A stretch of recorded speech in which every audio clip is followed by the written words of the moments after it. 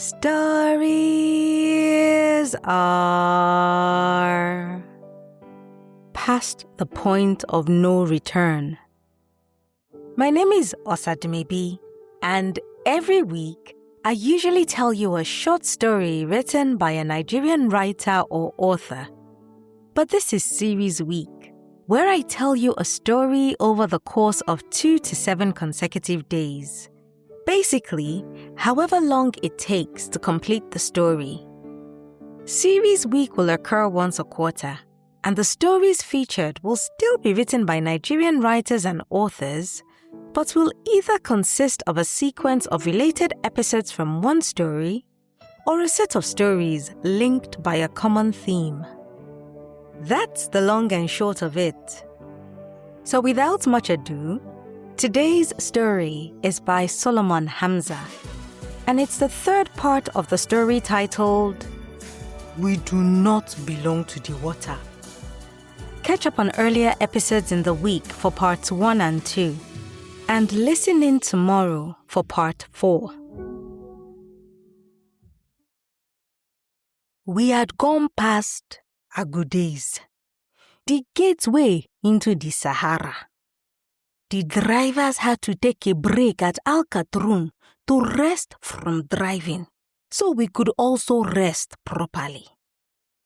The drivers told us in crisp French, which was interpreted by another man, a Cameroonian, who understood French and English a bit, that it was the safest part of Libya, where we would not fall into the miserable hands of slave market traders. The place also looked quite unaffected by the Gaddafi war. I sat quietly outside one dirty shanty. The sun was a fiery furnace outside, but it was better than sitting inside with their cockroaches, like rats which marched up and down your body with so much ease. I had never seen anything like it before. Nothing is normal here. The Harmattan wind back home raised grey dust and wailed it far and near until everywhere was coated in a dark brown uniform. I really don't know what to name the wind here. It was beyond wind even. Fierce and ferocious that the driver had to stop at Agudez because he could not see the road ahead. With all its blowing, it was as if it was passing across a message. I do not welcome strangers here. The sun was not left out. The heat caked your throat and left your lips cracked like the sole of an old man's feet during Harmattan. And you dare not drink too much water for fear of it finishing before the next refill. Goodness knows when that will be, and no one would share theirs with you. The guides were the worst. They rarely smiled except when they returned from God knows where with some of the ladies they took out the previous night. We do not ask them where they took the ladies. We do not ask the ladies why they followed them. When I looked up, I saw Chimobi walking up to me, holding a cup in his hands. The swagger had returned to his gait. Thank God. With the way he was shivering last night, I was glad I did not wake up the next day to see his corpse, like the other 3 adults who had died when we got to Agudez. They did not care to dig graves for them. Our guides just dumped their bodies away from the shanties right on the desert borders. Kedu bro? I nodded, and he sat down close to me. This water is so hot, it can parboil Hausa beans. He blew the water for a while before handing the cup to me. Here, take. I took a slow gulp. The water was lukewarm. It did not taste like water at all. It felt like torture. Just like when one of the guides beat a Malian boy, the same way market people back home used to beat a thief. Because he did not give them money for bribe, and we could not do anything. We begged and watched, but couldn't interfere. The Malian boy kept saying he didn't have any money left on him to give them.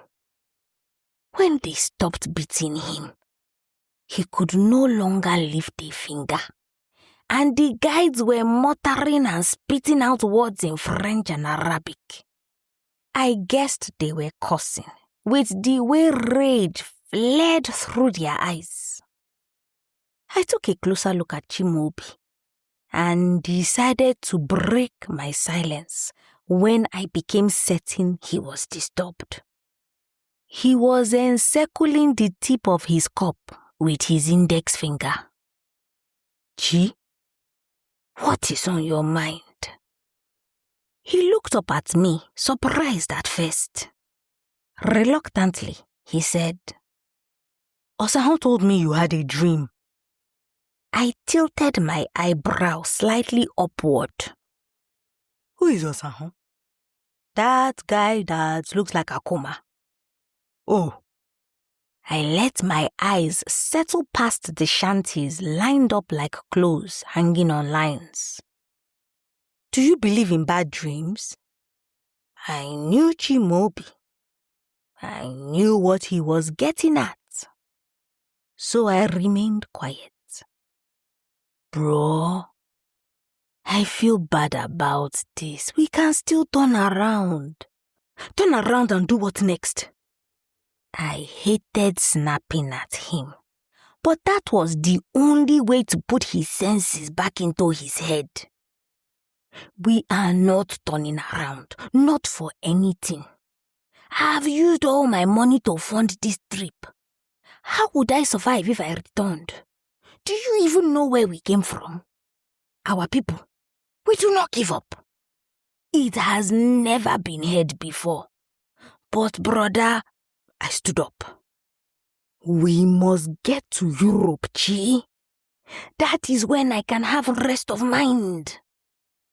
Hey, you two. Roll call. Come quick. Abubakar, the driver of our truck, waved a paper in his hands. It was then that I noticed the other migrants around him and the other guides. What if we do not make it? People have been dying since yesterday, Chimaobi retorted as we walked toward the group. We are not turning back. When we got closer, Abubakar stepped in front of me. You two fight? No, I murmured. Good. No waste energy fighting. The sea is trouble. Save your energy for sea. Okay? His face held no emotions, so it was hard to tell if he was joking or not. But I nodded nonetheless. The driver continued to call names from the pieces of papers they shuffled through frantically. Suddenly, clear as fresh water, memories of Akuma floated to the top of my mind.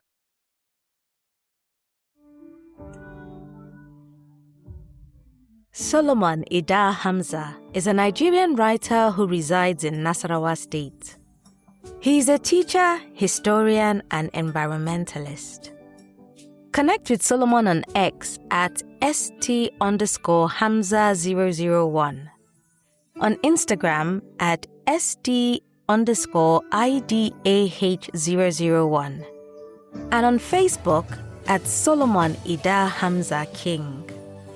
Details and links will be in the episode description.